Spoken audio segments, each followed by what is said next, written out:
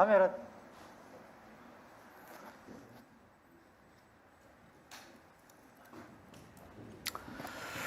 네, 지금부터 우원식 국회의장님의 국회의장 취임 1주년을 기념하는 기자간담회를 시작하겠습니다. 간담회 시작에 앞서서 여러분 지금 앉아 계신 좌석 좌측으로 보시면 김민기 국회사무총장, 조섭 국회의장, 비서실장 등 국회 각 기관장님들 그리고 각급 간부들께서 자리를 함께 하고 계십니다. 개별 간부님들에 대한 소개는 시간 관계상 생략하겠다는 점 말씀을 드리고요. 다시 한번 말씀드립니다만 지금 새 정부 출범 이후에 여러분들 지금 기사 취재 수요가 지금 폭발하고 있는데 이렇게 바쁘신 시간 쪼개가지고 국회의장 기자간담회 자리에 함께 해주신 데 대해서 다시 한번 깊은 감사의 말씀을 드리고요. 기자간담회 첫 순서로 국회의장님의 오늘 간담회의 즈음한 모두 말씀부터 듣도록 하겠습니다. 네. 네, 여러분 반갑습니다. 기자간담회 모두 발언하기 전에 요즘 제가 사람들 만나면서 취임한 지 딱 반 됐습니다. 그랬더니 그것밖에 안 됐어요. 한 2, 3년을 한 것 같은데 그런 얘기들을 많이 하더라고요. 그 사이에 일이 굉장히 많았던 것 같습니다. 기자 여러분들하고도 그동안 이렇게 개별적으로 만나진 못했습니다만 기자간담회로 또 이렇게 이런 식으로 여러 차례 뵀는데 오늘 1주년이 돼서 또 그것도 대통령 선거까지 맞추고 이렇게 할 수 있게 돼서 매우 기쁘게 생각하고요. 사실은 1주년이 지난 6월 5일이었습니다. 근데 6월 5일은 대통령 선거 끝나고 바로 직후라 기자간담회 하는 게 적절치 않겠다 싶어서 일주일 미뤄서 오늘 하게 되었다는 점을 말씀드립니다. 그럼 모두 발언을 먼저 읽도록 하겠습니다.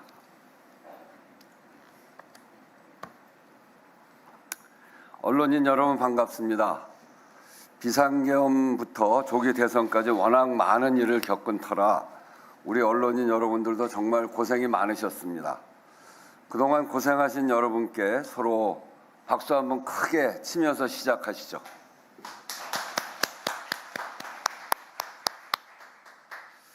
여러분도 모두 수고 많으셨습니다. 지난 6월 5일이 국회의장 취임 1년이었습니다.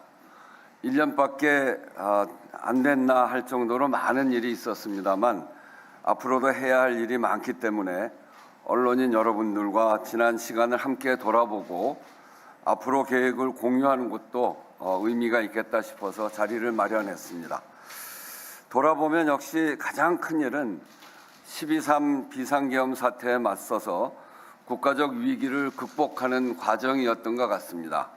정말 많은 곡절과 난관이 있었습니다. 저도 밤잠을 못 자는 날이 여러 날이었습니다. 위기를 극복하는 힘은 역시 우리 국민들에게서 나왔습니다. 국민들의 민주주의에 대한 열정이 전국을 이끌어왔고 그런 속에서 국회와 국회의장은 크게 두 가지 과제에 힘을 쏟았습니다. 우선은 벌어지는 일들 속에서 헌법과 민주주의를 수호하는 길을 찾아 나가는 것이었습니다. 비상계엄은 국회가 신속하게 158분 만에 해제시켰습니다만 그 이후에 이전의 경험이나 확립된 관례가 없는 일이 계속되었습니다. 직접적이고 물리적인 국회 침탈이나 국회가 선출한 헌법재판관 미임명에 대한 대응, 대통령 권한대행 탄핵소추 같은 사안 하나하나가 모두 새롭게 길을 찾아야 하는 일들이었습니다. 비상계엄 국정조사와 국회 침탈 행위자에 대한 법적 조치, 헌법재판관 임명 부작위 권한쟁의 심판 청구, 본회의 의사 진행 등 사안마다 국민의 뜻, 헌법과 법률, 각계의 의견을 폭넓게 검토하고 판단하면서 대처해 왔는데 돌아보면 헌법수호기관으로서 국회의 적극적이고도 정당한 역할을 국민께 보여드리고 또 인정받는 과정이 아니었나 싶습니다. 또 한 축이 대외 신인도 회복의 국정 안정입니다. 계엄 사태 초반부터 집중적으로 노력한 것이 국회의장 외교입니다.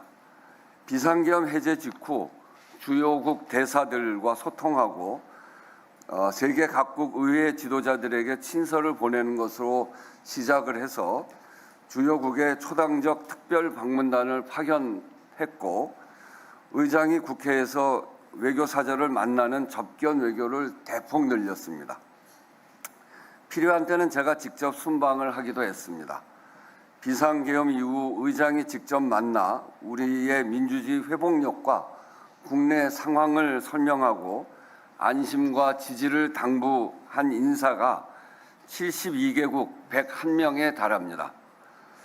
비상계엄과 탄핵 국면이 세계 질서 급변기에 벌어졌기 때문에 정부 외교 공백을 최소화하고 국제사회가 불필요한 우려를 하지 않도록 하는 게 외교 또 경제에서도 매우 중요하다고 판단을 해서 공을 많이 들였습니다. 제가 한 주는 국회의장 외교 슈퍼위크 이렇게 정할 정도로 거의 매일 대사들 또 외국 방문 주요 그 정치인들 그런 만나는 일정들이 있었습니다. 여러 계기에 상대국 반응을 들어보면 노력한 보람이 좀 있구나 하는 그런 생각도 듭니다. 국회 정부 국정협의체를 운영하고 국회 소속기관 합동 TF를 구성해서 경제, 민생, 외교통상 현안을 점검했습니다. 의장 외교와 더불어 국회가 국가 위기 상황에 선제적으로 전방위 대응을 하기 위한 노력의 일환으로 말씀드릴 수 있겠습니다. 국회의장 취임 때부터 여러 계기마다 국민께 약속드린 게 있습니다. 의장으로서 다짐하기도 했는데 갈등하고 정쟁하더라도 합의된 기준은 지키고 국민들이 있는 현장과 민심에 밀착한 국회를 만들어 보자고 한 것이었습니다. 22대 국회는 그 어느 때보다도 여야 갈등이 첨예한 속에서 출발했습니다. 그러다 보니 국회 운영에 난관도 많았고 아마 언론인 여러분들도 여야가 세게 부닥치고 현안 해결이 막혔던 일들을 많이 기억하실 것입니다. 그렇지만 그런 속에서도 새로운 시도와 진전 또 묵은 과제 해결이 있었다는 점도 이 기회를 들어서 말씀드립니다. 국회 사회적 대화를 안착시켜 가고 있습니다. 지난 10월부터 논의를 시작해서 혁신, 보호, 상생을 주제로 실무 체계를 정례화해서 가동 중에 있고 법제화를 통해 국회에 상시기구를 두는 것까지 준비하고 있습니다. 친환경 기후국회, 기후위기 전면 대응화도 처음 시작된 일입니다. 기후특위의 입법권과 예산 의견 개진권을 부여했고 국회 탄소 중립 로드맵을 수립해서 다음 주에 선언식을 앞두고 있습니다. 국회 세종의사당을 아리백을 실현하는 건물로 건립할 예정인데 그럴 계획인데 제 임기 내에 설계 공모를 마치고 조감도를 제시한 것까지가 목표입니다. 국민연금 모수개혁과 AI 기본법 제정은 시급한데도 길게 끌어온 입법을 성사시켜서 다음 단계로 넘어간 의미가 있습니다. 국민연금은 구조개혁, AI 기본법은 법 내용 구체화와 실효성을 높이는 과정이 남아 있습니다. 중요한 미래 이제인 만큼 책임 있게 앞으로도 챙겨나가겠습니다. 과제나 의제 말고도 역점을 둔 것이 태도와 문화입니다. 이견에 대한 존중과 대화가 국회 운영, 민주주의 기본인데 아시다시피 어려움이 참 많았습니다. 의장으로서는 대화와 중재, 국회법 질서라는 두 축으로 국민에게 이로운 방향을 찾으려고 여러 노력을 했습니다. 이제 여야 정당 모두 국민께 새로운 모습을 보여야 하는 때인 만큼 국회의장도 기대하고 있습니다. 앞으로도 할 일이 많습니다. 나라 전체로 보면 민생과 경제, 외교 통상 등 대내적 위기에 적극적으로 대처해 국민의 삶을 안정시켜 가야 합니다. 국회와 정부가 잘 협력해서 국가적 역량을 모아야 하는 위기 극복 과정의 2단계라고 할 수 있을 텐데 당장 시급한 추경부터 적극적 역할과 책임을 다하겠습니다. 민주주의를 바로 세우고 더 단단히 하는 일도 계속되어야 합니다. 우선 비상계엄 사태를 거치면서 지난 1년이 상권 분립의 한 축으로서의 국회의 존재를 국민 속에서 확실하게 인정받은 한 해였다면 지금부터는 제도적으로나 문화적으로나 명실상부하게 상권 분립이 실현될 수 있도록 국회의 권한과 기능을 강화하는 것이 중요하다고 판단합니다. 민주주의를 지키는 것을 넘어서 국민의 삶을 변화시키고 나라 전체의 민주주의의 질서가 안정적으로 돌아가는데 국회가 더 적극적, 구조적으로 역할을 해야 한다는 뜻입니다. 필요한 조치들을 검토하고 있습니다. 상권 분립에서 국회의 기본 역할은 입법과 예산 심의입니다. 입법 역량과 의정 지원 강화, 예산 심의 내실화를 위해서 조직과 인력 확충, 제도 개혁 등 조직과 인력 확충, 제도 개혁 등을 추진할 계획입니다. 어떤 상황에서도 국회 기능을 유지할 수 있도록 국회 경비, 경호 체계 개편도 추진하고 있습니다. 아울러 국회개혁자문위원회를 조속히 구성할 것입니다. 원 구성과 상임위 배분, 법사위 개선, 교섭단체 요건 등을 비롯한 국회 개혁을 꼭 추진해 나가겠습니다. 민주주의 확장에서 개헌도 중요한 과제입니다. 신임 대통령께서도 확고한 의지가 있는 만큼 정부와 협의하고 제 정당을 비롯한 국회 안팎의 논의를 모아가겠습니다. 마지막으로 나라의 정체성을 튼튼히 지키는 일입니다. 그동안도 독립운동이나 과거사 같은 역사 문제와 보훈 관련해서 국회의장이 적극적인 목소리를 내왔는데 역사적 사회적으로 확립된 정체성은 국민 통합의 뿌리입니다. 국회 차원에서 광복절 전야제 행사와 국회 도서관 앞에 독립기념광장 조성을 추진하고 있습니다. 국회가 민주주의 최후의 보루라는 책무를 다짐하는 상징물도 조성합니다. 여러 말씀을 드렸는데 남은 임기 동안 개인적인 각오나 바람이 있다면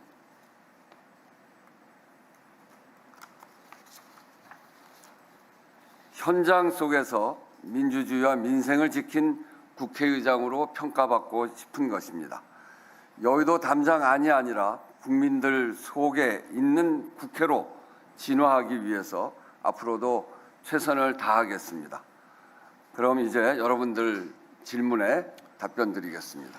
네, 모두 발언 들으셨고요. 이어서 질의응답 순서로 넘어가겠습니다. 질의하실 분께서는 앉은 좌석에서 손을 들어주시고 제가 지목해 드리면 소속 언론사 소속하고 성함을 말씀해 주시면 감사하겠습니다. 네, 앞줄부터 가겠습니다. 네. 네, 의장님 안녕하세요. 파이낸셜 뉴스 송지원 기자라고 합니다. 오늘 여쭙고 싶은 게 세 가지 있는데요. 우선 지난달 전직 미 의원 면담 때 방미 예정 이야기하신 걸로 아는데 네? 방미 예정 이제 이야기하신 걸로 알고 있습니다. 그 방미 예정 시기랑 이제 한미의원 연맹의 동행 여부가 궁금하고요. 또 두 번째로는 지금 당면하고 있는 현안인 관세 문제에 대해서 향후 의원 외교 대응 구상이 있다면 설명 부탁드립니다. 또 마지막으로 이제 의장께서 말씀하신 대로 그 개헌 관련해서 여쭙고 싶은데 이재명 정부에 당부하는 좀 더 구체적인 개헌 로드맵이 있는지 여쭙고 싶습니다. 방미를 하는 것은 추진 중에 있습니다. 방미를 하면 이제 국회 하원의장을 저의 파트너가 국회 하원의장이고 또 지금은 이 관세와 관련한 중요한 이슈들이 있기 때문에 지금 정도 한미 의원 연맹과 함께 방미할 필요성이 있다 그렇게 생각을 하고 방미를 추진하고 있고요. 그래서 아직 일정이 확정돼 있지는 않습니다. 그래서 그거는 일정이 확정되는 대로 방미를 해서 지금 이런 관세 협상과 관련해서 국회 차원의 논의가 필요한 부분들에 대해서 충분히 논의할 생각이고, 단지 이번에 대한민국에서 비상계엄을 해제하고 민주주의 회복력을 보이고 또 그리고 헌법과 법률의 절차에 따라서 잘 극복해 간 과정들에 대해서 제가 대사들을 만나고 외국을 방문해서 외국의 지도부를 만나고 하니까 굉장히 관심이 높습니다. 그래서 이 대한민국의 어떤 그 세계적인 그 그레이드랄까요? 하여튼 이게 굉장히 높아져 있고, 대한민국에 대한 어떤 그 신뢰, 또 민주주의에 대한 확신, 이런 것들이 굉장히 높아져 있기 때문에 이것은 앞으로 우리가 외교를 해 나가는 데 있어서 굉장히 유효한 토대가 되는 것 같습니다. 그런 점에서 미국 방문도 적극적으로 추진해 가고 있고, 그리고 이 안정된 민주주의 대한민국을 토대로 해서 관세 협상 과정에 우리 국회가 할 수 있는 역할을 최선을 다해서 하겠다, 이런 말씀을 드리고요.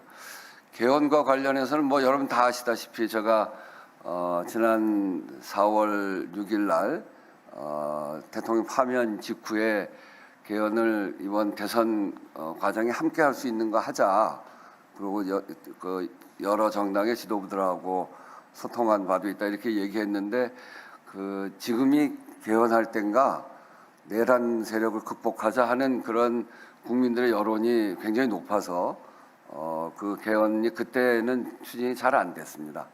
근데 아시다시피 지난 5월 18일 이재명 대표도, 다른 정당도 개헌 이야기를 계속 해왔고, 이재명 후보께서 5월 18일 개헌 공약을 발표하고 그 뒤에 한 말씀을 보면 이번 대선과 함께 할 수 있는 개헌은 했으면 좋겠다는 생각이 있어서 우원식 의장과도 충분히 이야기를 했고, 또 그래서 우원식 의장도 발표를 했는데, 국민들이 지금은 내란 세력 극복이 우선이라고 하는 그런 여론이 워낙 높아서 그 진행이 어려웠다. 그래서 우원식 의장이 오해도 많이 받고 또 고생도 많이 했다. 그 점에 대해서 매우 유감스럽다, 이렇게 이야기하지 않았습니까? 그 얘기는 뭐냐면 이재명 대통령의 개헌에 대한 의지가 확고하고 분명하다는 겁니다.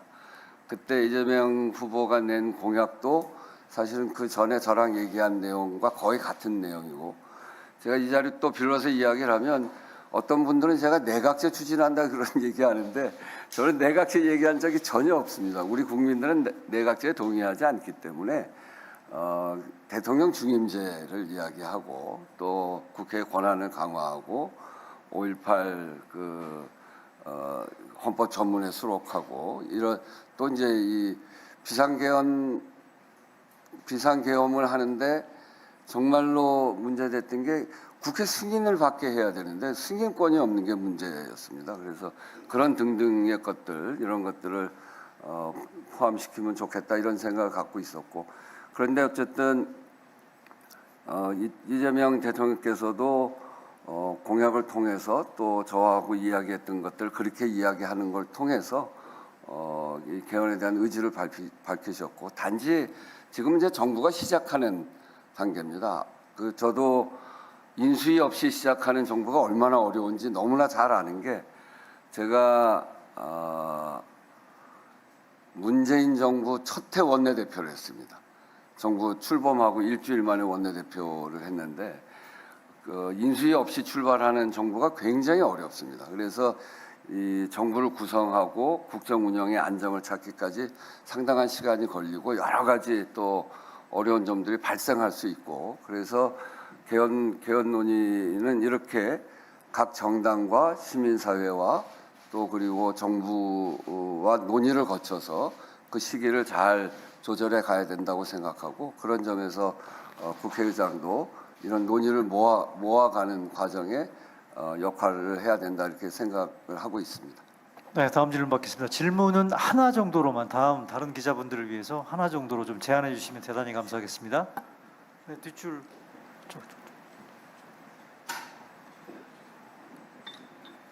네, 머니투데이 방송 이원호 기자입니다. 지금까지 보면 정치랑 경제 이렇게 여러 어젠다 얽히면서 여야 협상 진척 안 되는 경우 많았습니다. 올해 초 국정협의체도 사실상 큰 성과는 없었다는 게 중론이고, 다음 주면 양당 원내 지도부 새로 구성되는데 경제 분야 한해서라도 여야정 협의 더 강화할 수 있는 구체적인 방안 궁금합니다. 지난번 국정협의체가 사실은 거의 처음 있는 일입니다.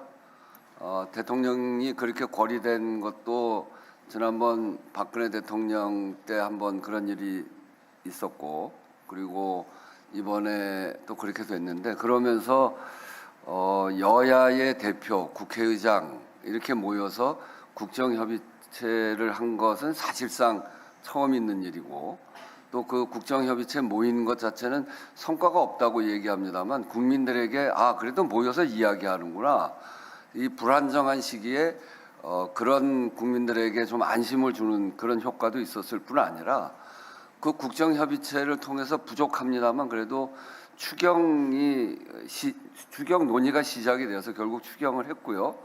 또 나아가서 연금 개혁에 관해서도 거기서 많은 논란이 있었습니다만, 연금의 모수 개혁까지, 그 전까지 보면 그게 18년인가 걸린 거 아닙니까?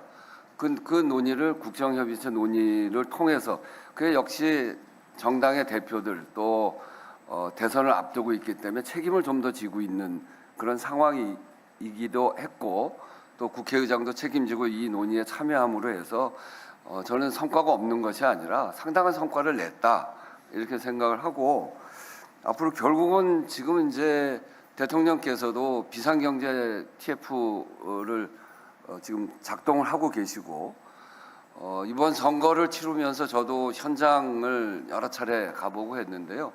국민들의 삶이 진짜 정말 도탄에 빠졌다, 이렇게 얘기해도 과언이 아닙니다. 작년 2분기부터 올해 1분기까지 우리 성장률이 0.1%가 됐습니다. 근데 이거는 성장하지 않고 멈췄다는 얘기거든요. 오히려 물가 상승률이 2%까지 된 거를 보면 국민의 삶이 훨씬 후퇴한 거죠.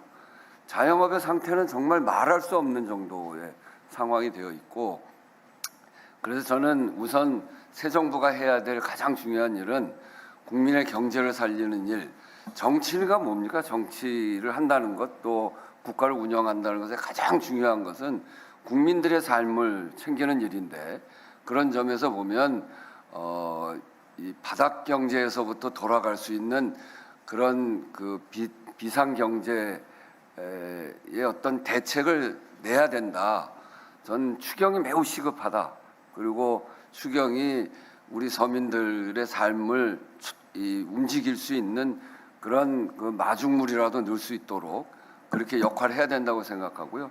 국회에서도 그렇고 뭐 정부에서도 지금 그렇게 하려고 준비하고 있는데, 그렇기 때문에 우선적으로는 추경을 통해서 이 서민 경제가 움직일 수 있는 마중물을 마련하고, 보다 좀 더 근본적으로는 이번 정기국회를 통해서 내년 살림을 어떻게 꾸려갈지에 대해서 충분히 검토하는 근본적인 개혁 과제를 해내는 그런 과제가 우리에게 있다, 이렇게 생각하고 국회가 그 부분에서 최선의 역할을 다해 나가려고 합니다. 네, 다음 질문요. 앞줄에 황보혜경. 네, 안녕하세요. YTN 황보혜경입니다. 대선 과정에서 여야 갈등이 첨예했다고 말씀해 주셨는데, 지금도 형사소송법 개정안 등 각종 쟁점 법안들을 두고 여야 이견이 큰 상황입니다. 국회의장으로서 여야 협치의 돌파구를 어떻게 마련하실 계획이신가요?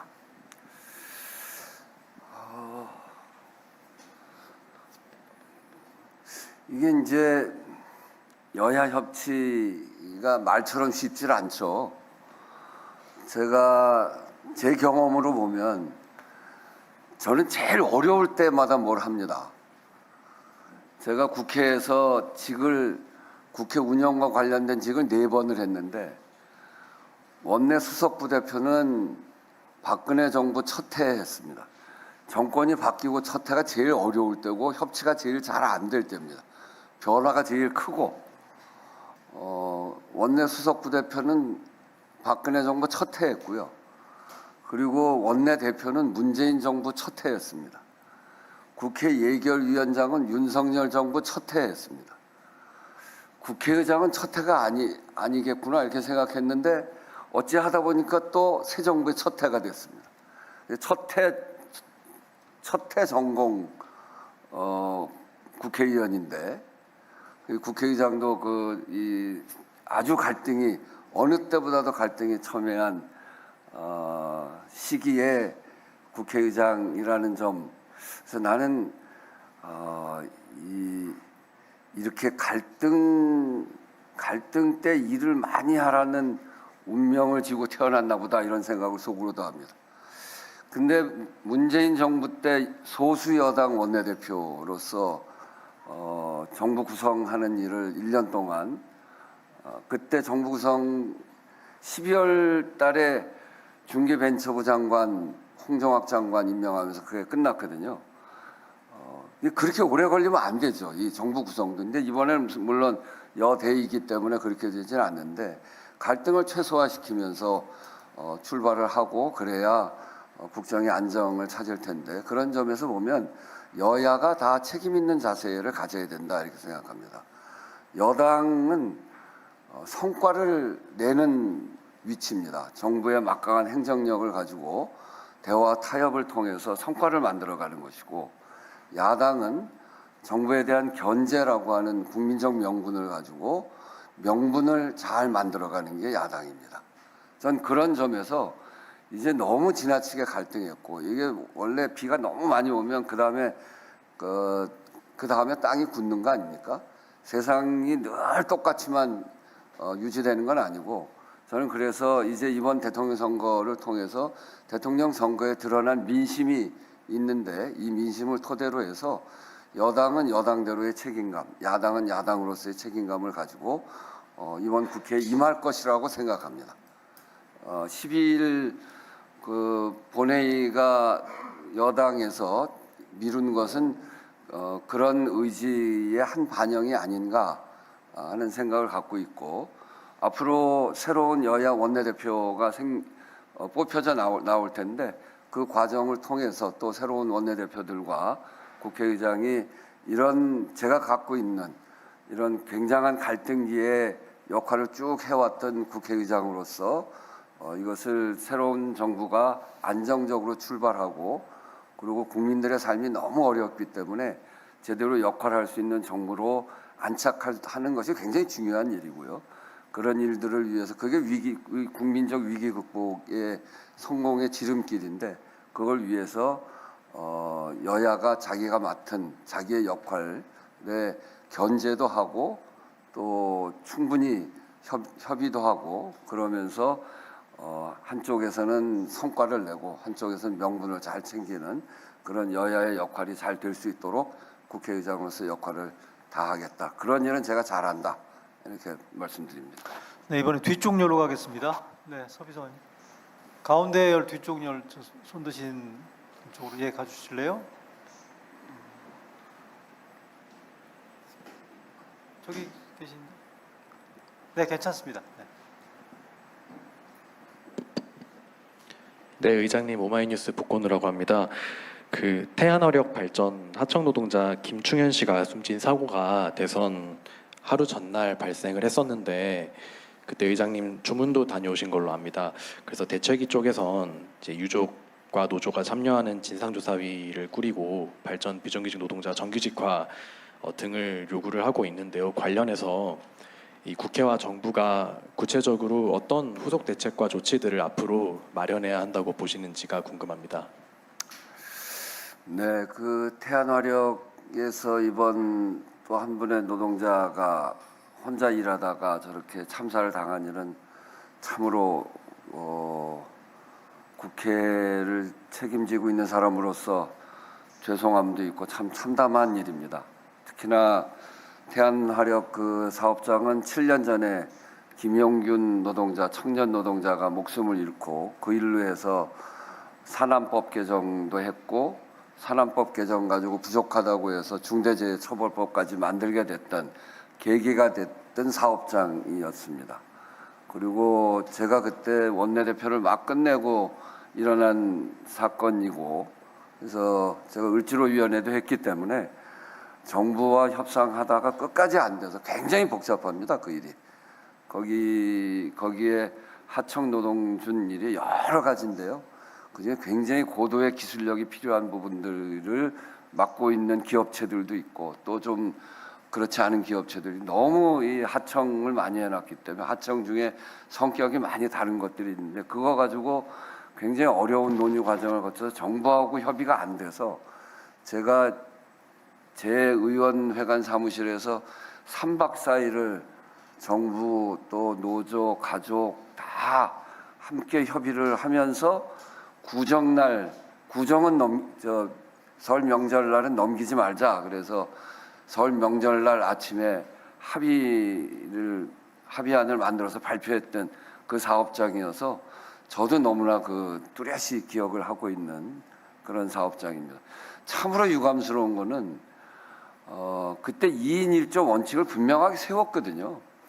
근데 그 요번에 가보니까 비상 버튼이 있어서 옆에 한 사람만 있었으면 비상 버튼을 눌렀으면 목숨을 잃지는 않았을 그런 사업장인데 2인 1조 원칙이 지켜지지 않은 거에 대해서 매우 유감스럽고 간 게 제가 8일 날 갔으니까 사고 난 지 7일차 되는 날인데 노동청장도 오고 회사의 대표도 오고 그랬는데 이 사고가 제가 보기엔 도저히 이게 어떻게 사망 정도까지 갈 그런 그 선반의 그 작업장의 모습이 그런 작업장에 손이 끼어 들어가면 들어갈 정도일까? 근데 거기서 목숨 잃은 게 너무 이해가 안 돼서 어떻게 사고가 났냐? 물어봤더니 노동부도 그렇고 그 사업장의 책임자도 그렇고 아직 원인 파악이 제대로 안 돼 있다는 거예요. 이게 너무나 한심한 일이죠. 저는 이 문제는 정말 그 제대로 다뤄야 된다고 생각합니다. 국민의 생명과 안전을 지키는 일이 국가의 가장 중요한 일이고 그것이야말로 민생이죠.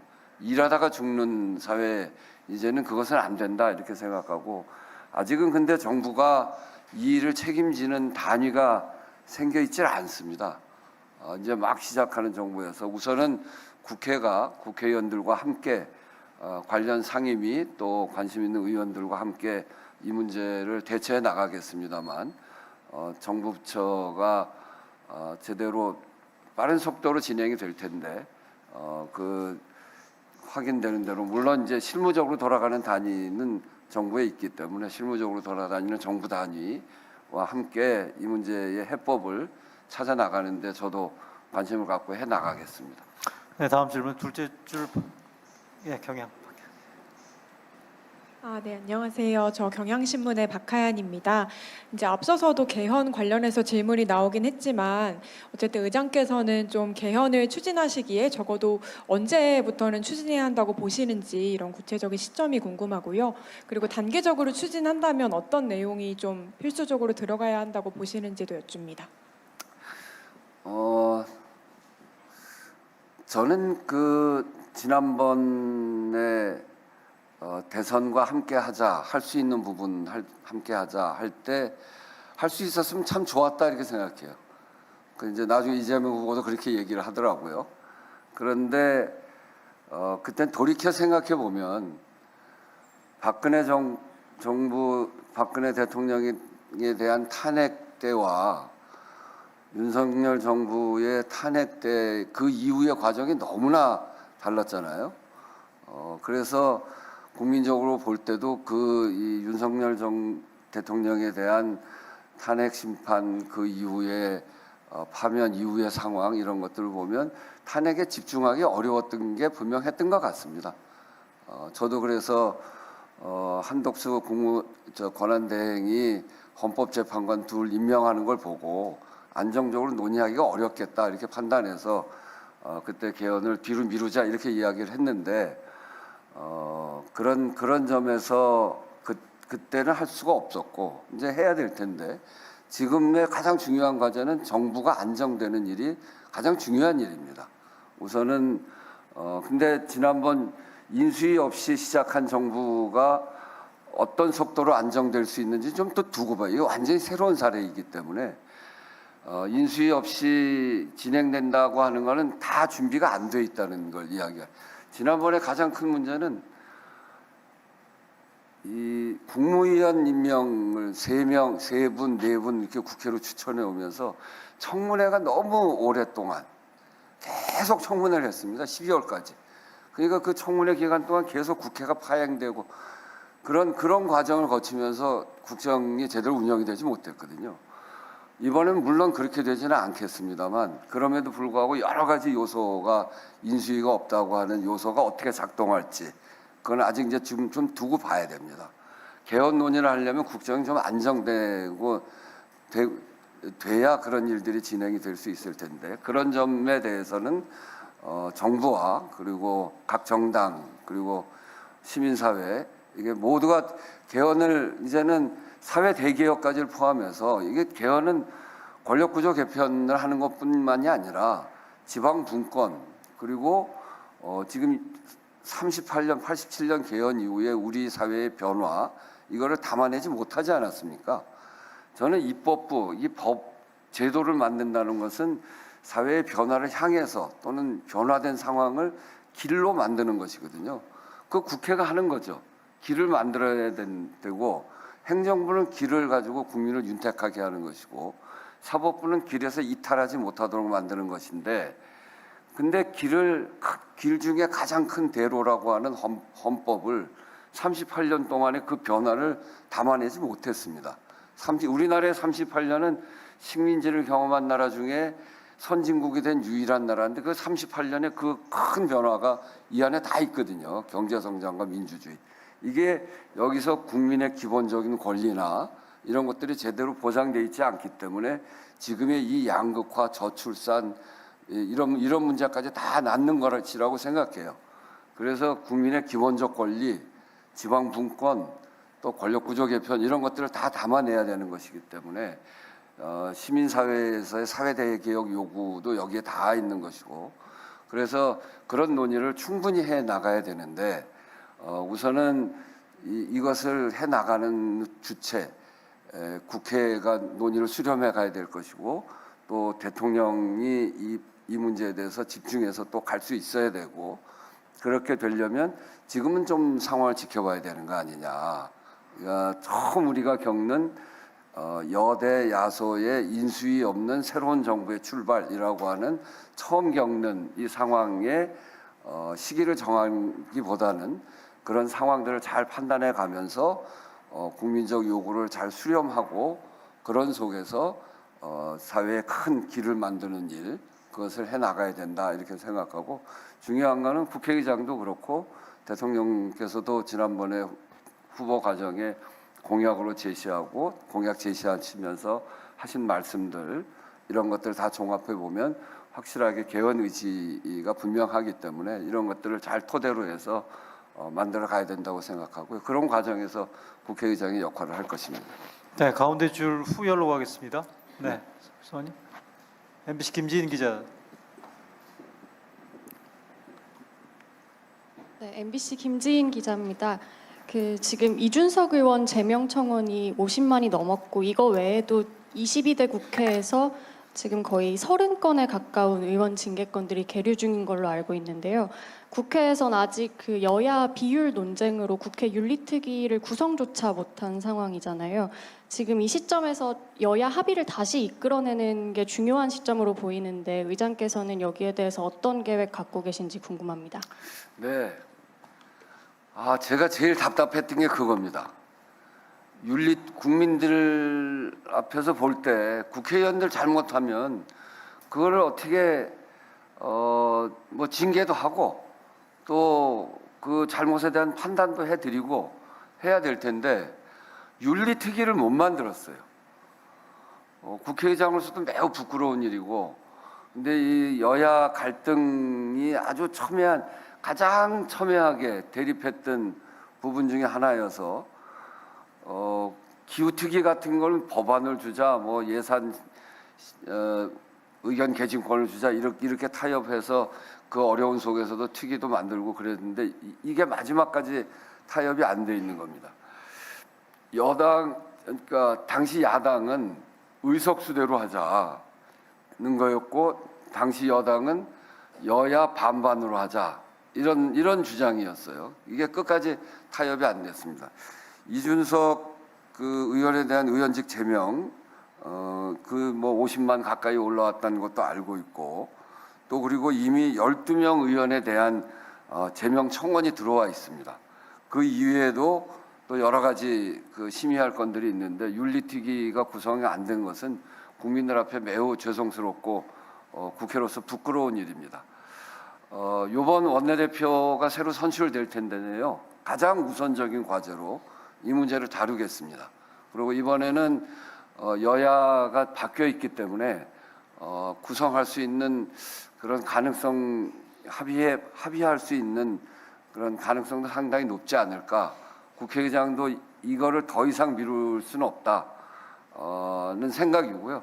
이것에 대해서 아주 강하게 합의를 요청할 것이고 합의가 잘 안 되면 제가 그 지금까지 국회의장님들이 그래도 여야 갈등이 그렇게 심하지 않아서 합의를 해와라. 합의가 잘 안 되면 합의해 와라. 언제까지 기다리겠다 이랬는데 저는 그동안 제가 합의에 막 나서서 시간을 정하고 그리고 합의 중재도 하고 그 국정협의체 때도 그랬습니다만 그렇게도 하고 그랬는데 이것도 안 되면 제가 합의 중재를 서서 합의를 이끌어낼 가장 빠른 속도로 합의를 이끌어낼 수 있도록 그렇게 해보겠습니다.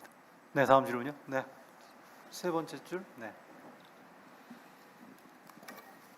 예, 로컬투데이 유재민 기자입니다. 지역과 관련된 질문 좀 드리겠습니다. 그 앞서 다사다난했던 그 지난 1년 축하보다는 수고 많으셨다는 말씀 좀 드리겠고요. 의장님께서 모두 발언에서 국회 세종의사당 건립 그 상황을 말씀해 주셨습니다. 이재명 대통령께서도 후보 시절에 그 세종시 행정수도 완성을 공약을 하셨는데요. 최근에 대통령 집무실을 청와대로 복귀하겠다 이렇게 밝히셨고 또 해수부도 부산으로 이전하겠다고 발표하면서 세종시 행정수도 완성에 차질이 빚어지는 거 아니냐 이런 말들이 좀 나오고 있습니다. 그래서 세종시 행정수도 완성과 관련해서 국회 차원에서 어떤 뭐 뒷받침이라든가 어떤 견해를 갖고 계신지를 여쭤보겠습니다.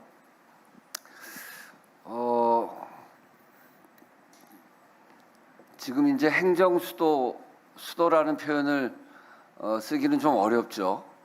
그러니까 헌법상 아직 그렇게 되어 있지 않아서 그러니까 헌법에다가 행정수도라는 이름을 확실하게 하려면 수도는 법률로 정한다 이렇게 해야 되는데 지금 그렇지 않기 때문에 대통령 집무실과 국회의장 집무실, 본회의장 이런 것이 있는 곳이 수도다. 그렇기 때문에 이제 옮기기가 쉽지 않게 돼 있는 부분이 있는데 그건 이제 앞으로 해결해야 될 과제고요. 제가 이제 아까 얘기했던 국회 세종의사당 이야기한 것은 그 세종의사당을 기후 문제와 관련해서 에너지 제로, 아리백 건물로 만들겠다 이런 얘기고 이 진행은 총액 그 심의에 들어가 있고요. 그리고 총액 심의를 하는데 KDI에서 이거를 검토를 합니다. KDI에서 검토하는 단계에 들어가 있습니다. 그래서 그것이 조만간에 검토가 되면 제가 임기 중으로 목표를 세웠던 아까 설계를 해서 이 기본 그 모양을 보여드리는 데까지는 제 임기 중에 하면 그걸 이제 그렇게 되면 불가역이 되는 상황이 됩니다. 거기까지는 제가 책임지고 하겠다는 것이고요. 어쨌든 그 세종의 그 행정 수도에 대한 이 오래된 논의인데 그거는 이제 우리 사회가 그 부분에 대해서는 잘 논의해서 이제 마무리해야 되는 단계가 아니냐. 굉장히 많이 분산돼 있고 이런 문제들에 대해서 거기에서 발생되는 비효율의 문제도 있고 그래서 그 문제에 관해서는 국회에서 좀 더 본격적으로 논의를 하고 또 사회적 합의를 토대로 해서 국회에서 결정해 가겠다 하는 말씀드립니다. 네, 다음 질문요. 네, 가운데 카메라 바로 뒤편이요.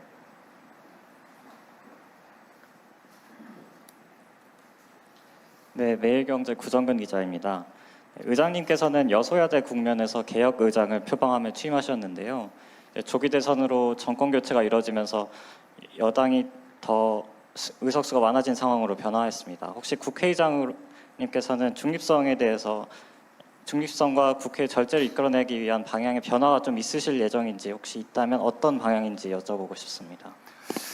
저는 그 중립성에 대해서 늘 하는 이야기입니다만 제 입장은 확고하고 불변입니다. 국회의장은 민주주의를 지키고 국민의 삶에 도움이 되고 22대 국회를 구성한 국민들의 뜻을 받드는 것이 국회의장이 해야 될 가장 중요한 임무다 이렇게 생각을 합니다. 따라서 지난번 비상계엄 이후에 제가 그 비상계엄을 해제하고 또 그 이후에 탄핵 과정 또 이런 등등의 과정에서 중립성을 훼손한 거 아니냐 하는 그런 문제 제기들이 일각에서 있었는데 저는 그건 중립성을 해쳤다고 생각하지 않습니다.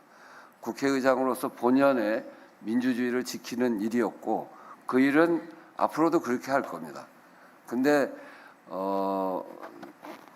이제 상황이 변화가 돼서 이제 그런 일 때문에 뭐 중립성 문제는 이제 앞으로는 좀 더 좀 다른 양상으로 변화될 거라고 보여지는데요. 지금의 문제는 그 단계를 넘어서 한편으로는 훼손돼 있던 민주주의를 그 제도로 회복해가고 또 거기에 있었던 문제들을 잘 정리하는 과정에 국회의장으로서 역할이 있습니다만 이제는 또 한 단계 우리 사회가 진전을 해서 지금은 국민의 삶, 민주주의 우리가 생각하는 정치적 민주주의의 그 다음은 뭐냐? 일한 만큼의 대가를 받고 억울한 힘이 약하다고 억울한 꼴 당하지 않는 사회, 이런 사회, 국민의 삶을 제대로 보장받는 사회로 가야 되지 않겠습니까?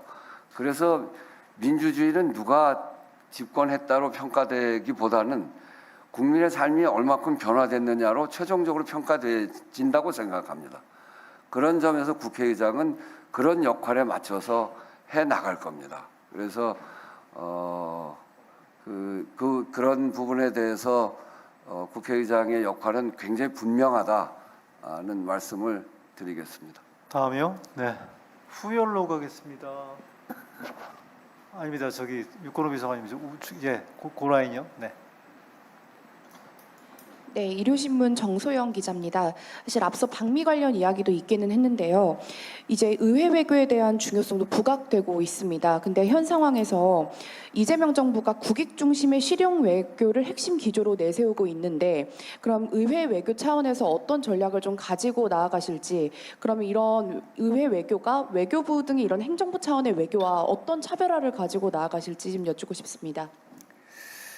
행정부 차원의 외교는 이제 아주 양쪽에 행정적인 성과를 내고 그리고 어느 것이 국익에 맞냐 맞지 않냐 이런 거를 아주 디테일하게 따져야 되고 이게 어느 일방이 일방적으로 유리하고 불리할 해서는 안 되기 때문에 그런 점에서 아주 디테일한 협의를 하는 거라고 볼 수 있죠. 국회 외교는 좀 다릅니다. 국회 외교는 국회의원들 간의 이 관계거든요. 국회가 행정부에 영향을 크게 미치고 있는데 국회의원들 간의 외교는 구체적인 현안이 없어도 개인적인 인간관계 또 여러 차례 만나면서 사람에 대한 신뢰 이런 것들이 토대가 됩니다. 그리고 국회의원들이 초선 때는 모르지만 그래도 재선, 3선, 4선 이렇게 되면 개인적으로 가까운 의원들도 상당히 많아집니다. 자기가 나는 이 나라 좀 해보겠다 하는 사람들, 그런 분들로 의원 친선협회가 만들어지는데 그러면 거기에서 의외의 성과들이 많이 생깁니다. 이를테면 저는 카자흐스탄하고 관계가 많아요. 제가 홍범도 장군 기념사업회 이사장이고 그리고 홍범도 장군 흉상을 카자흐스탄에서 모셔오고 그런 과정에 또 저희 외교부가 독립운동하면서 고려인이셨단 말이에요. 그러니까 고려인 후손 국회의장이에요. 그러니까 고려인들이 그곳에 사는 중앙아시아 고려인들이 저에 대해서는 정말 각별하게 생각해요. 근데 그 고려인들이 각 국회에 다 들어가 있어요. 그러니까 이 사람들이 굉장히 열심히 우리나라를 홍보를 해요. 야, 대한민국에는 우리 고려인의 후손 그리고 그 카자흐스탄의 대통령, 국회의장 이런 사람들은 자기네 나라 사람이 국회의장이 된 거라고 생각할 정도로 친근하게 생각해요. 미국도 마찬가지입니다. 우리 미국 의원연맹으로 지금 구성되어 있는 분들이 미국에 굉장히 인간관계가 넓고 오랜 동안 관계를 했던 분들에 거기에서 이런 현안들에 대한 설명, 이거는 정부 간 협의에서 이해관계를 잘 따져서 하는 설명보다 훨씬 깊은 논의를 할 수 있는 그런 강점들이 있죠. 그래서 의회 예교를 폭넓게 하는 거는 행정부의 대통령의 외교, 장관의 외교를 뒷받침하고 그걸 보완해주는 굉장히 중요한 역할을 하게 됩니다. 그래서 저는 이 의회 외교가 좀 더 활성화되고 전략화되고 그렇게 해야 될 필요가 있다고 생각하고, 제가 이번 비상계엄 이후에 70몇 개의 나라의 대사들, 뭐 정상들 이렇게 그렇게 거의 뭐 매일 만나다시피 만난 이유도 이제 바로 그런 건데, 그런 점에서 의회 외교가 갖고 있는 강점이 굉장히 크기 때문에 이것을 활성화시키고, 특히 지금은 미국과 관세 협상을 해 나가야 되는데 우리의 조건, 또 저는 트럼프 대통령이 잘못하는 것도 굉장히 많으신 것 같아요. 그래서 그런 점들에 대한 오해도 풀고 이렇게 해가면서 하려면 의회 외교를 통해서 충분히 신뢰를 갖고 있는 의원들이 아주 자유롭게 또 이렇게 충분히 활동할 수 있도록 뒷받침도 하고 국회의장도 돕고 할 필요가 있다고 생각합니다. 네, 다음에 육비전 위원님. 예, 동아일보 조홍영 기자입니다. 헌법 128조 2항 관련해서 질문을 좀 드리고 싶은데요. 대통령의 임기 연장이나 중임 변경을 위한 헌법 개정은 개정 제한 당시 대통령의 효력이 없다는 조항에 대해서 이재명 대통령께서 후보 시절 기자간담회에서는 이론적으로는 개정 당시 국민의 뜻에 따르는 게 국민 주권주의에 맞다고 말씀을 하셨는데 의장께서는 좀 어떻게 보시는지 궁금합니다. 임기 연장 조항인가요? 그 앞에 임기 질문을 좀 연장 다시 한번. 예, 임기 연장이나 중임 변경을 위한 헌법 개정은 개정 제한 당시 대통령에 대해 효력이 없다는 조항이 헌법에 있지 않습니까? 네. 이 조항에 대한 의장님 생각을 여쭙습니다.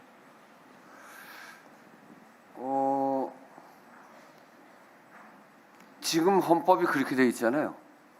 그러니까 헌법의 개정이 없이는 불가능한 거 아닌가요? 그런데 헌법 개정하는 과정에 뭐 논의가 있을 수 있겠죠. 아무튼 그런 속에서 논의를 통해서 해결해야 될 문제다, 이렇게 저는 생각합니다. 됐나요? 다음, 네. 다음이요, 네. 그 뒷줄 가운데.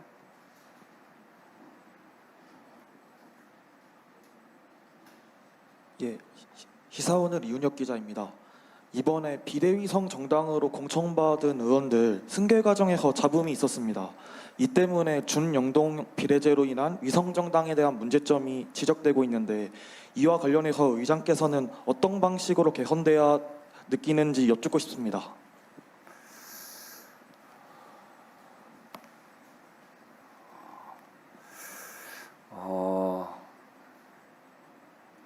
그 두 분의 비례의원께서 이제 대통령실로 들어감으로 해서 그 두 분의 공석이 생겼고, 두 분이 승계하는 과정에 이러저러한 잡음이 있었다는 걸 알고 있습니다. 이 위성 정당이다 이제 이렇게 그렇게 이제 규정을 하는데, 저는 이게 연동제의 취지는 사표를 줄이고 국민들의 뜻이 온전하게 반영이 되고, 또 그리고 소수 정당이 국회에 참여함으로 해서 다양한 의견이 국회에 들어올 수 있도록 하자고 하는 것 아니겠습니까?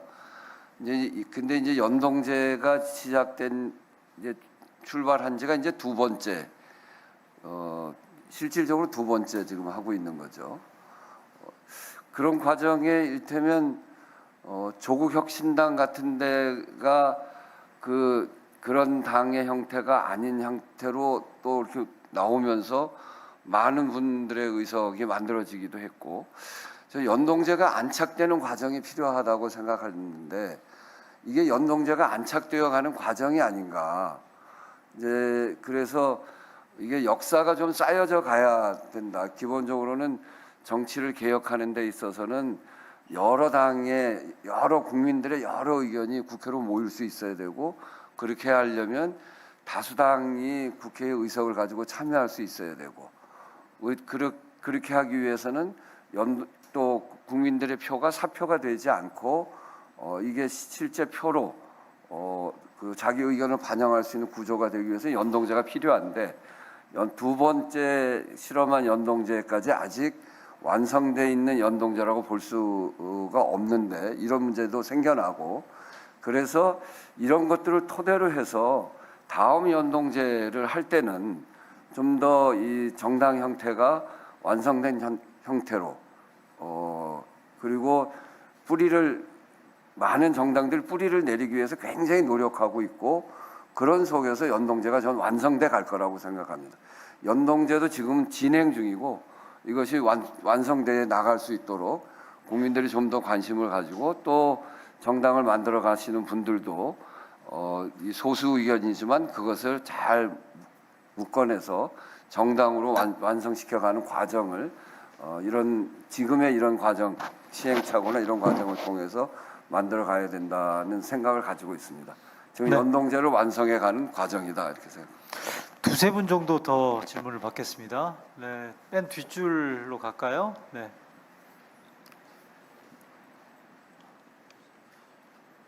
네, 의장님 안녕하십니까? 데일리안의 김찬주 기자라고 합니다. 앞서서 질문이 나왔지만 조금 더 구체적으로 여쭈면요. 지금 국회가 여당의 형소법 그리고 선거법 개정안 처리를 놓고 시끄러운 상황이 계속 지속이 되고 있습니다. 해서 관련 법안이 위인 설법이다 이런 비판도 나오고요. 그런 반면에 헌법 84조 해석을 두고 이참에 입법으로 대통령 임기 중에 재판을 완전히 중지를 해야 한다, 마침표를 찍어야 한다, 이런 양측의 의견이 첨예하게 대립되고 있는 상황입니다. 해서 관련 법안들에 대한 의장님의 입장이 궁금하고요. 이런 법안들이 통과될 경우에 추후 정권에 어떤 변화를 줄 것으로 예상하시는지 두 가지가 궁금합니다. 일단 국회의장은 각 법안에 대해서 찬성한다, 찬성하지 않는다 이렇게 얘기하는 것은 적절치 않습니다. 그러니까 국회의장은 올라온 안건에 대해서 잘 정리해서 의결하는 절차를 진행하는 게 기본적인 역할이기 때문에 이 법안에 대해서 나는 이렇게 생각한다, 저렇게 생각한다, 찬성한다, 찬성하지 않는다라고 하는 의견을 제시하는 건 적절치 않은 것 같고요. 이번에 여당에서 10일을 미룬 거, 또 고등법원에서 재판기를 헌법 84조를 근거로 해서 재판기를 미룬 거, 또 그리고 어제는 대장동 재판도 미룬 거, 이런 것들이 뭐 지금 이제 이렇게 저렇게 어떤 느낌인지가 지금 보여지고 있는 거 아니겠습니까? 그런 속에서 이 법안들이 논의되는 과정을 거칠 텐데, 저는 이제 새로운 원내대표가 뽑혀질 테고, 새로운 원내대표가 뽑혀지면 이러한 사정까지를 토대로 해서 여야 원내대표 협의를 통해서 거기에서 의견들을 모아가는 게 좋다 이렇게 생각합니다. 네, 다음이요. 이번에 저희 가운데 줄 구자준 채널A 기자. 네.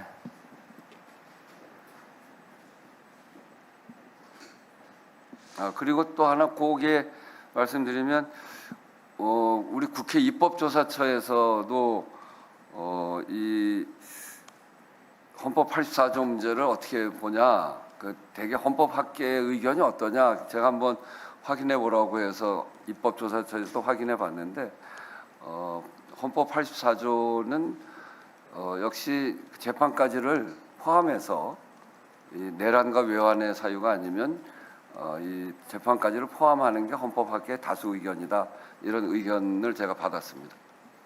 네, 질문해 주십시오. 네, 채널A 구자준입니다. 의장님 취임 1주년 축하드리고 고생 많으셨습니다. 네, 고맙습니다. 그 비상계엄 해제 의결, 대통령 탄핵 소추안 의결, 사실 남들은 하나도 해보기 어려운 걸 2개나 하셨는데 이번에 개헌까지 만약에 또 이루시면 해본 거 있습니다. 예, 개헌이 남아 있는 것 같습니다. 헌법재판관 헌법 소송도 처음 해봤습니다. 아, 그러네요. 정말 다이나믹한 역대 가장 다이나믹한 1년 보내셨는데 그 개헌 중에 교섭단체 요건도 말씀을 주셨습니다. 근데 이게 10석이냐 15석이냐에 따라서 이해관계가 많이 달라지는 것 같습니다. 의장께서 생각하시는 기준은 어느 정도인지 궁금합니다. 우선 이제 제가 좀 남은 임기 1년 동안 해야 될 일 중에 강조해서 얘기하고 싶은 게 국회 개혁입니다. 많은 과제들이 남아 있습니다. 여기에 그 법사위 체계자구 심사제도 이게 매일 논쟁 아닙니까? 그리고 본회의에 대해서 이번 비상계엄과 관련해서 보면 본회의를 원격 회의를 할 수 있는 비상시에는 원격 회의도 할 수 있는 이런 걸 좀 도입해 봐야 되는 거 아닌가. 또 인사청문 절차에 대해서도 매번 여야가 바뀌면 매번 그 논의를 하는데 이것도 좀 해봐야 되는 거 아닌가 이런 생각도 있고요. 상임위 배분 방식에 대해서도 지난번에 제가 국회의장 하면서 논의를 하다가 도저히 안 돼서 그럼 의석수대로 하자 이렇게 해서 11대 7로 정했는데 이런 문제도 그렇고 교섭단체 요건 완화 문제도 그렇고요. 그다음에 이게 법을 시행령으로 자꾸 만들어가는 행정입법 심사 부분을 국회에서 강화시키는 이런 부분도 있고 국회 경호 경비 체계 개선하는 문제도 있고 국회 예산 통제권을 강화하는 문제도 있고 또 의사진행 자료 요구 권한 강화하는 이런 국회 개혁의 과제들이 굉장히 많습니다. 요번에 할 수 있는 거는 22대 국회에 적용해서 하고 이해관계가 첨예해서 요번에 하기 어려운 거는 23대로 넘기되 요번 1년 동안에 하자. 그런 생각을 가지고 국회 개혁특위를 아주 세게 작동을 하려고 합니다. 그리고 저는 이 일을 꼭 해야 되겠다는 생각입니다. 저도 원내대표도 해보고 뭐 그래서 이렇게 매번 부닥치는 문제를 그대로 여야 바뀔 때마다 다른 소리하고 그러면서 계속 끌고 가는 거에 대해서 더 이상 놓으면 안 되겠다. 그래서 국회의장 하는 동안에 당장 할 수 있는 건 하되 합의할 수 있는 건 하되 합의는 안 되지만 생각은 똑같은 거. 그 법사위를 누가 할 거냐, 상임위 조정을 어떻게 할 거냐. 그거는 서로 요번 이해관계 말고 다음으로 넘겨서 23대로 하면 합의해 볼 수 있는 거거든요. 이 여야일 때마다 내는 이 원내대표들이 내는 법이 똑같아요. 그런데 여 때 입장과 야 때 입장이 달라가지고 안 돼요. 그러니까 다음번을 향해서 할 수 있는 이런 것들 해보자 하는 생각을 가지고 국회 개혁을 이번에 아주 강조해서 기사를 써줄 때도 이거 좀 강조해서 써주십시오. 교섭단체 요건 완화는 필요합니다. 저도 제가 원내대표 할 때 문재인 정부 첫 해 그때 교섭단체가 4개가 있었어요. 우리가 민주당, 제가 있었던 당은 민주당이고 자유한국당, 국민의당 그리고 뭐였지? 바른미래당 이렇게 4개가 있었는데 그때 굉장히 소수 정당에서 굉장히 어려운데 4개 정당이 되다 보니까 약간의 스펙트럼 차이가 있어요. 나머지 세 당이 다 야당이었는데 진짜 야당 역할을 했습니다. 그래서 처음 시작할 때는 3대1로 교섭하는데 하다 보면 자기 그 당의 지지자들이 얘기하는 게 조금씩 다르기 때문에 거기에 스펙트럼이 있어서 거기에 맞추다 보면 그러면 해결이 됩니다. 그래서 두 정당은 해결이 안 되는데 3정당만 돼도 어려운 문제가 다수 의견으로 해결될 수 있는 길이 열리거든요. 이제 그런 점에서 보면 정당이 조금 더 이렇게 다수 정당으로 가는 게 국회가 원활한 논의 구조, 협치의 구조를 만들어 갈 수 있는 거기 때문에 좀 늘어나면 좋겠는데 교섭단체 요건 완화를 얼마큼 할 거냐. 그것도 지금 이미 이해관계들이 다 생겨 있어서 이게 쉽지 않습니다. 그래서 이거는 지금 크게 상황이 변해 있는 만큼 여야 교섭단체 협의를 통해서 할 수 있는 게 어디까지인지를 충분히 검토를 하고 이 부분을 국회 개혁특위에서 논의할 수 있도록 그렇게 해 나가겠습니다. 네, 마지막으로 한 분 더 받겠습니다. 질문. 네.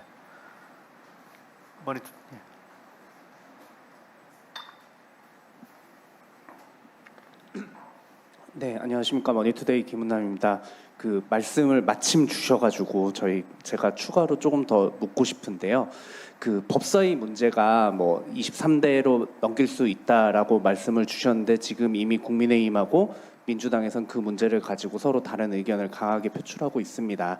이 중재를 맡으셔야 되는 의장님 고심도 깊어질 수밖에 없는데 이게 중재를 하시려다 보면 어느 정도의 방향성을 주시는 게 더 효과적일 때가 있잖아요. 그 의장님께서 이 기회에 한번 말씀을 주실 수 있으실지 의견을 듣고 싶습니다. 그거는 여야 협의에 맡겨놓으시죠. 제가 이야기하기는 적절치 않을 것 같습니다. 왜 그러냐면 제가 원내대표 할 때 그 여당의 원내대표가 국회 운영위원장을 하는 거거든요. 근데 그때 문재인 정부 때도 그 후반기 1년차 끝나고 정권이 바뀌었습니다. 그러니까 후반기 1년은 여당인 자유한국당이 운영위원장을 하고 후반기 2년차는 제가 운영위원장을 하는데 제가 운영위원장을 못했어요. 왜 그러냐면 전반기 후반기 그 상임위원장을 정할 때 국회법에 2년 하게 돼 있습니다. 그래서 그걸 관둘려면 사표를 내고 넘겨주기로 합의해야 되는데 그게 합의가 안 되면 할 방법이 없습니다. 그런데 여야 간에 이견이 있는 상태에서 국회의장이 이렇게 해라 저렇게 해라 얘기해봐야 소용이 없습니다. 그러니까 그런 전례가 있어서 그 문제에 관해서는 국회의장이 방침을 정하는 게 전혀 도움도 되지 않고 실효성도 별로 없습니다. 됐습니까? 네. 네, 이걸로 질의응답 순서는 정리를 하겠습니다. 계속 손 드셨는데 제가 질문 기회 못 드리는 거에 대해서 하여간 뭐 깊은 좀 이해와 양해를 좀 부탁을 드리겠습니다. 자, 마지막으로 우원식 국회의장님의 마무리 말씀 간단하게 듣도록 하겠습니다. 제가 한 가지 못한 얘기가 있는데 더 얘기를 하면 제가 한 게 많은가 봐요. 할 얘기가 많은데 질문 안 해주셔서 제가 취임식 할 때 국회에서의 갈등을 줄여야 된다. 국회가 사회적 대화의 장이다 원래. 그래서 제가 사회적 대화 이게 국회가 여러 정당이 들어오고 또 여러 세력이 들어와서 각자 주장을 하고 할 수 있는 아주 제도적으로 마련이 된 사회적 대화의 장입니다. 각자 세력을 대표하는 사람들이 와서 자기 주장을 해서 여기서 합의를 하고 법을 고쳐 나가고 또 사회적 힘만큼 제도가 나가고 힘이 부족하면 또 안 되기도 하고 이제 그런 건데 그게 사회적 대화의 장이 국회인데 우리 국회가 양당 체제로 그냥 계속하고 있기 때문에 사회적 대화가 안 됩니다. 그래서 이걸 사회적 대화로 할 수 있는 그렇게 하기 위해서 제가 국회 안에서 사회적 대화 기구를 만들어야 되겠다 이렇게 생각하고 경제하고 노동단체 5개 단체를 지금 불러서 같이 지금 이야기하고 여기에 이제 다 참여하겠다고 하고 지금 민주노총이 마지막 의견을 남겨두고 있는데 그렇게 해서 여기도 의제까지 정했습니다. 각 단체들 의제를 내놓고 그동안 작년 10월부터 실무협의체를 만들어서 본격적으로 논의할 이 사회적 합의 국회에서의 사회적 합의 기구에 대해서 여러분들이 깊게 좀 관심을 가져주셨으면 좋겠어요. 국회에서 만약에 우리가 만드는 사회적 합의 기구 여기에 경제단체, 경총, 또 중기중앙회, 상위, 한국노총, 민주노총 이렇게 들어왔는데 필요한 의제마다 더 들어올 수 있죠. 더 들어와서 그래서 여기에서 한 가지라도 합의되기 시작하면 여야 모두가 거부하기 어려울 겁니다. 그래서 제가 지난번에 여기서 대통령과 같이 첫날 식사할 때 각 정당에다 다 얘기를 했어요. 이렇게 해서 이만큼 진행되고 있으니 각 당에서도 관심을 갖고 참여해달라. 거기서 다 긍정적인 대답을 했는데, 국회 갈등을 줄이는 가장 중요한 방법은 국회를 제대로 된 사회적 대화 기구로 만드는 일이다. 그래서 그거를 지금 진행하고 있는데, 그 점에 대해서 잘 안 되면 여러분들께서 좀 비판적으로 글을 좀 써주십사. 누구 정당이 참여를 잘 안 한다 그러면 좀 그거 촉구도 하는, 그거 좀 정말 부탁드리고요. 또 하나는 이 각 정당마다 민심을 가지고 국민들의 민심이 이렇다 이렇게 얘기하는데, 그 민심을 각자 갖고 와서 다른 민심을 가지고 충돌한단 말이에요. 다 국민 얘기하는데 충돌을 해요. 근데 그거는 저는 국민들의 생민심을 만나지 못한 거다. 자기 가까운 사람, 자기 정당 사람들만 만나고 와서 하는 얘기 아니냐.